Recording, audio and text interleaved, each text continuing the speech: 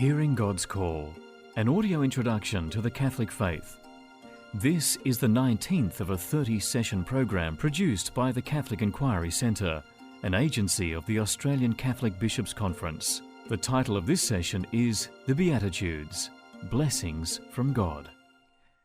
In the last session, we explored the Ten Commandments as God's gift to His people and as a sure guide for action. In session 13 of this program, we heard about the reason why there are 4 Gospels, with each of the Gospel writers or evangelists shaping their Gospel to tell the story of Jesus to a particular audience. In this session, we explore the relationship between the teachings of Jesus Christ and the Ten Commandments, as portrayed in the collection of sayings that have come to be known as the Sermon on the Mount. We begin by recounting the dramatic story of Moses receiving the commandments on the top of Mount Sinai, as portrayed in Exodus chapter 19, verses 16 to 25. At daybreak on the third day, there were peals of thunder and flashes of lightning, dense cloud on the mountain, and a very loud trumpet blast, and in the camp all the people trembled. Then Moses led the people out of the camp to meet God. They took their stand at the bottom of the mountain. Mount Sinai was entirely wrapped in smoke because Yahweh had descended on it in the form of fire. The smoke rose like smoke from a furnace, and the whole mountain shook violently. Louder and louder grew the trumpeting. Moses spoke, and God answered him in the thunder. Yahweh descended on Mount Sinai, on the top of the mountain, and Yahweh called Moses to the top of the mountain, and Moses went up. Later, coming down the mountain, Moses went down to the people and spoke to them. In another version of the story, in chapter 24 of the book of Exodus, verses 16 to 18, we find the following. The glory of Yahweh rested on Mount Sinai, and the cloud covered it for 6 days.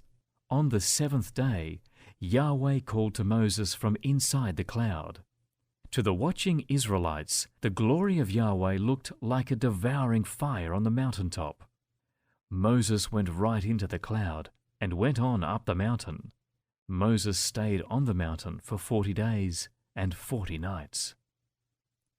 In this version of the story, we find an echo of the 6 days of creation from the first account of creation in Genesis chapter 1, and a reference to Moses staying in the cloud on top of the mountain for 40 days and 40 nights.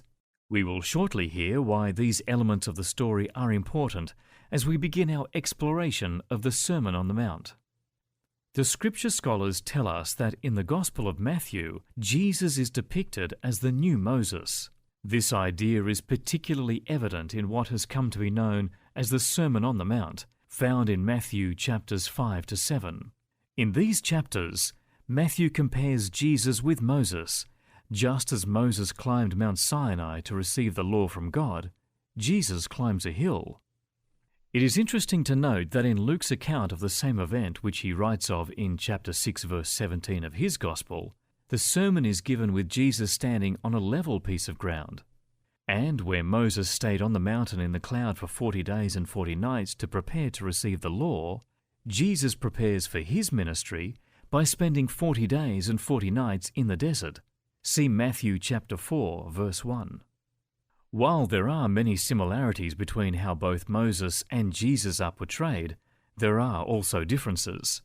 Whereas Moses received the law from God, Jesus gives the new law.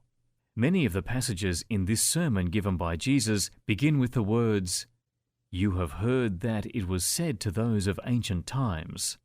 This is then followed by, "But I say to you." Jesus is the new lawgiver.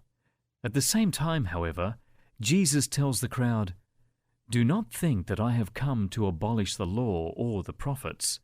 I have not come to abolish, but to fulfill." In saying this, Jesus was both affirming the Ten Commandments and completing them. For Jesus, the intentions of the heart are the foundation of good actions. The centerpiece of the Sermon on the Mount is a collection of sayings that have come to be known as the Beatitudes. Blessed are the poor in spirit, for theirs is the kingdom of heaven. Blessed are those who mourn, for they will be comforted. Blessed are the meek, for they will inherit the earth. Blessed are those who hunger and thirst for righteousness, for they will be filled. Blessed are the merciful, for they will receive mercy. Blessed are the pure in heart, for they will see God. Blessed are the peacemakers, for they will be called children of God. Blessed are those who are persecuted for righteousness' sake, for theirs is the kingdom of heaven. Blessed are you when people revile you and persecute you, and utter all kinds of evil against you falsely on my account. Rejoice and be glad, for your reward is great in heaven, for in the same way they persecuted the prophets who were before you. We now set aside some time for personal reflection. You might want to press the pause button following each statement and instruction to spend some time either writing or drawing your response to each of the 3 questions. Question number 1. For Jesus, the intentions of the heart are the ground or foundation of good actions. In light of how Jesus views people, who do you think is blessed? Question 2. What is your experience of being blessed? And question number 3. As you bring this session to prayer, think of someone special that you would like God to bless and ask Him to bless them. A film available on DVD that might help to explore the Sermon on the Mount is Hotel Rwanda. Made in 2004, this film was directed by Terry George and stars Don Cheadle. In finding a film about people who are poor in spirit, merciful peacemakers who hunger and thirst for justice, Hotel Rwanda is a good example. It is set in recent history, the genocide in Rwanda in 1994, with Hutus hounding Tutsis to death. Based on actual events, the film centers on Paul, a Hutu, the manager of a prominent hotel in Kigali. His wife is Tutsi. He is a good man who tries his best to assist those in need, rescue Tutsis, and help people cope with the violence and misery that has disrupted their lives. He stands for what the Beatitudes declare. We conclude this session with a scripture passage from chapter 2 of Luke's Gospel, used each night in the prayer of the church.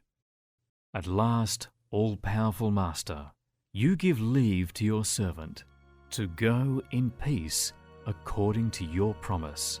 For my eyes have seen your salvation, which you have prepared for all nations, the light to enlighten the Gentiles and give glory to Israel.